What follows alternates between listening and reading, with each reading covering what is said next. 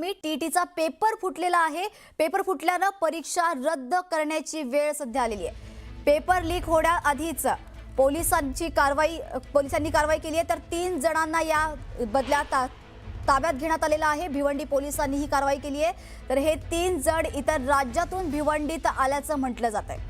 त्यांची जडती घेतली असती, त्यांच्याकडून टीईटीचे पेपर आढळल्याचं समोर आलंय आणि यानुसारच पुणे राज्य परीक्षा परिषदेला माहिती देण्यात आली।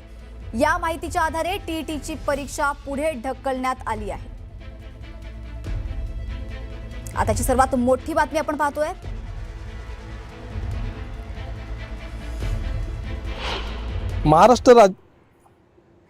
महाराष्ट्र राज्य परीक्षा परिषदेमार्फत 28 जून रोजी महाराष्ट्रभरातील जवळपास 1028 परीक्षा केंद्रांवर शिक्षक पात्रता परीक्षा घेण्यात येणार होती। ही असलेली टीईटी परीक्षेचे असलेले पेपर हे भिवंडीमध्ये लिकेज झाले, फुटल्याची घटना घडली आहे। आपण भिवंडीमध्ये पाहता भिवंडीमध्ये असलेल्या कोणगाव पोलीस स्टेशन अंतर्गत या बाबत 3 जणांना संशयितांना ताब्यात घेतल्याची प्राथमिक माहिती मिळत आहे आणि ही पेपर फुटीची घटना घडल्यानंतर महाराष्ट्र परीक्षा परिषदेमार्फत घेण्यात येणारी परीक्षा ही पुढे ढकलण्यात आली असून या ठिकाणी याबाबत कोणगाव पोलिसांसह भिवंडी परिमंडल 2 चे पोलीस उपायुक्त पवन बनसोडे हे आज दुपारनंतर पत्रकार परिषद घेऊन याबाबत अधिक माहिती आपल्याला समोर ठेवणार आहेत।